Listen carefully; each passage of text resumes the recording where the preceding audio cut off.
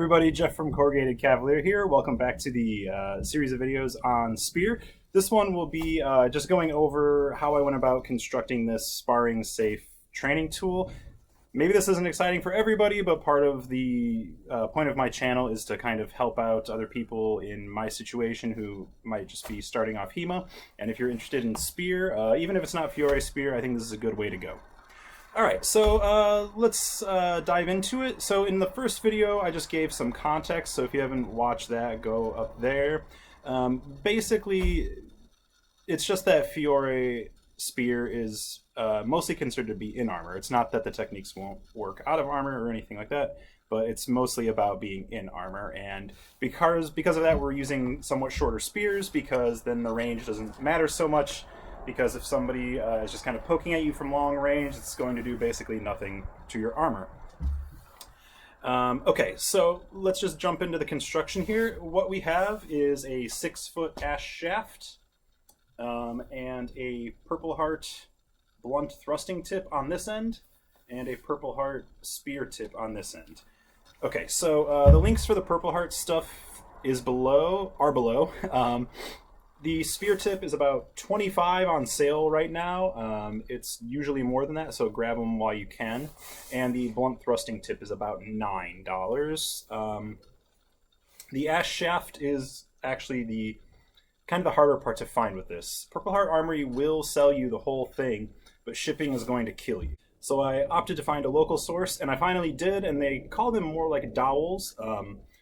They're pretty decent. They're not perfect. There are some little pin knots and stuff like that, and like some of the grain is not absolutely perfect, but I think it will last for a while as long as when I'm using them with other people who are not like completely blasting, but I think they'll hold up pretty well. So you want ash or hickory typically, so it has a little bit of flex and they're very resilient to impact.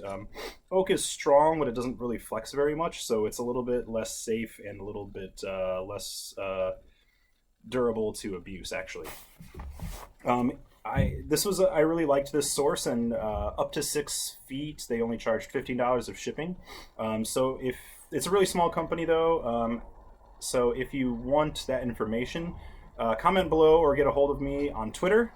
Okay, so this was an 1.25 inch ash shaft, 6 feet long, and that doesn't quite fit into these sockets.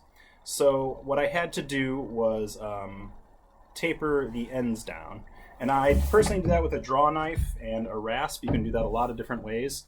And I started way too far on my first try on this. So I got 2 just so I can train with whoever. They don't have to have equipment. And I started way too far on this.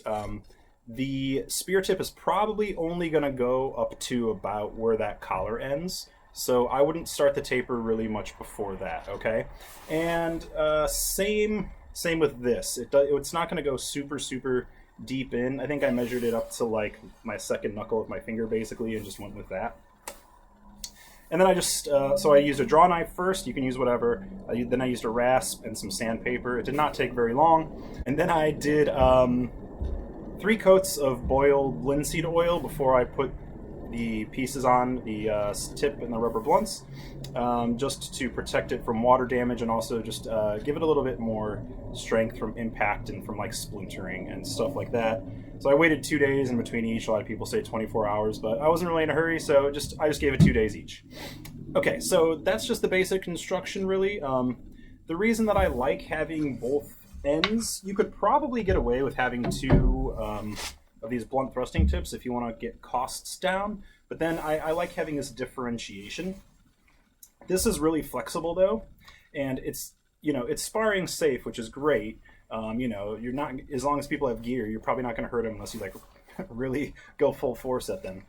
But part of Fiore Spear, in my opinion, because it's about getting into armor, is getting into somebody's armor, and if you don't get through their mail, using it to push them around or push them over. And as you can see with this, if you try to push somebody over, it's just going to bend, right?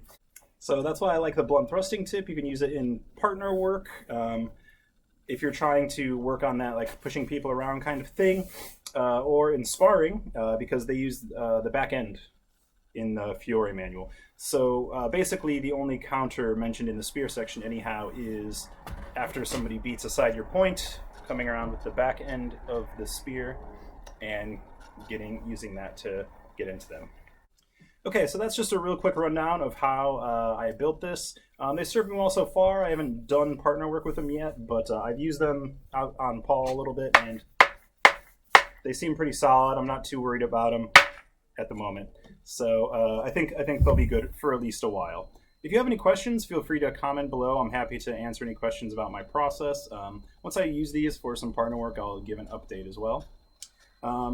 Thank you for coming by the channel as always. Please click like and subscribe if this helped you out, or if you found it interesting, or if somebody else might find it interesting, share it with them. You can also follow me on Twitter. The handle's down there. And yeah, once again, thank you guys for coming by, and the next video will be about guards, so be sure to check that out. There are 3 guards on each side, and I'll go through each one of them. So yeah, come back for that video, and yeah, be good to each other, and see you next time.